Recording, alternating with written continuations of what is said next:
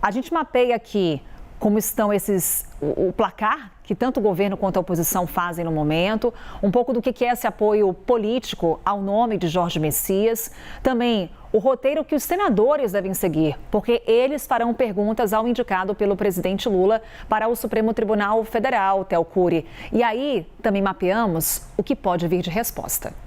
Pois é, a gente separou os principais pontos que devem ser abordados nessa sabatina do Jorge Messias na Comissão de Constituição e Justiça. Vocês veem agora aqui na tela o que ele promete contar para os senadores durante essa sessão. Deve durar pelo menos umas 8, 9 horas. Um perfil de autocontenção, ponderação e moderação. Ele é muito perguntado sobre se ele tem um perfil conservador. E quando ele é perguntado, nessas conversas com os senadores, ele foi questionado sobre isso, a resposta que ele dá é: o que é ter um perfil conservador? É respeitar o limite dos poderes, dos direitos fundamentais, ser contra criacionismo dentro da justiça? Se sim, ele tem um perfil, sim, conservador, é o que ele tem defendido. Nas conversas, e vai falar isso durante a sessão hoje, defende o Código de Ética do Supremo Tribunal Federal, que está dividindo o STF hoje. Ele é favorável à divulgação de agendas e transparência na divulgação das agendas dos ministros do Supremo. Hoje, somente 3 ministros dos 10 que estão na corte divulgam os compromissos deles. Sobre emendas parlamentares, o Jorge Messias tem elogiado e deve fazer isso durante a sessão.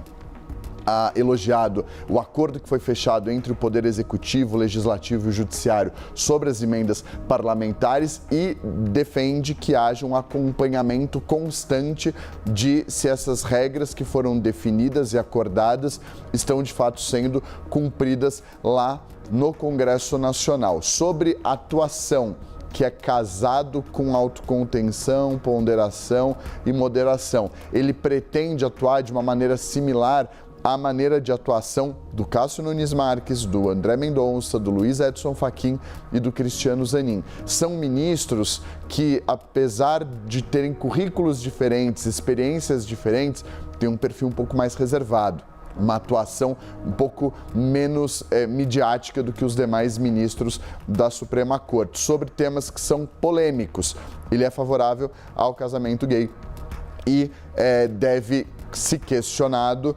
Pessoalmente, ele é contra a possibilidade de aborto, ele defende as possibilidades que estão previstas hoje em lei e, acima de tudo, diz que quem deve tratar sobre esse assunto é o Congresso Nacional.